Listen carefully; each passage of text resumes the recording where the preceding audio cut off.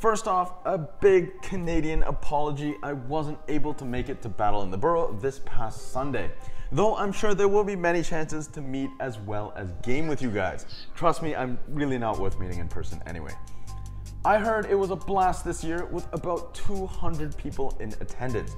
Big congrats to those who won some sweet prizes, including a Crytek LMG.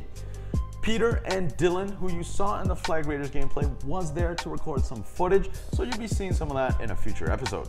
As well, the week before was GFC, or Gunfighters Cup, a 5v5 tournament. Big shout out to Team Rice Bowl. They look pretty hard to beat right now, as it is their second year in a row to win first place. Our very own Dylan is actually their newest team member. Check out their YouTube channel, link is down below. Moving on, take a look at these 1911/High Kappa triggers from Speed Airsoft. First off, Speed Airsoft is actually based right here in Canada, which is always nice to hear.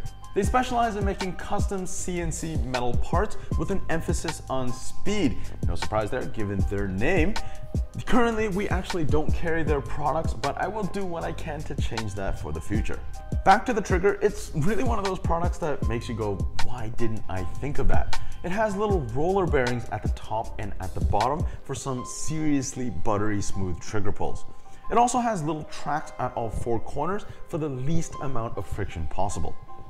They're also super light, coming in at half the weight of the stock unit while still being metal.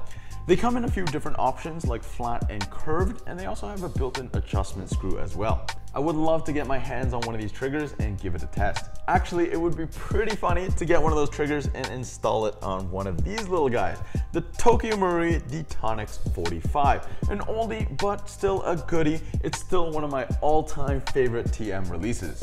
It's got all the 1911 goodness in a bite-sized package. TM installed metal weights under those grip panels, so it's actually got a pretty dense feel, coming in at 644 grams. Many standard 1911 parts will fit this gun, and yes, it will take standard 1911 mags if you're into that sort of thing. Sure, it doesn't really fit the hand well at all, and the sights are pretty terrible to use, but still, there's something about this gun that just screams secret agent kind of cool. If I lived in a country that allowed for concealed carry, I'd probably go with one of these.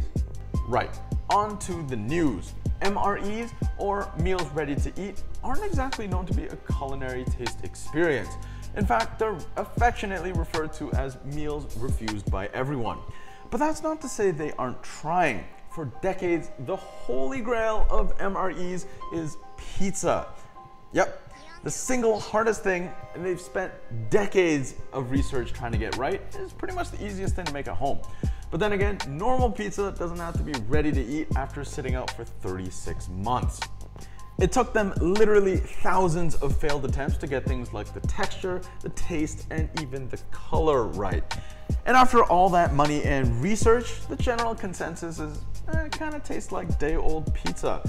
But still, troops liked it enough, and now it's the single most coveted MRE item.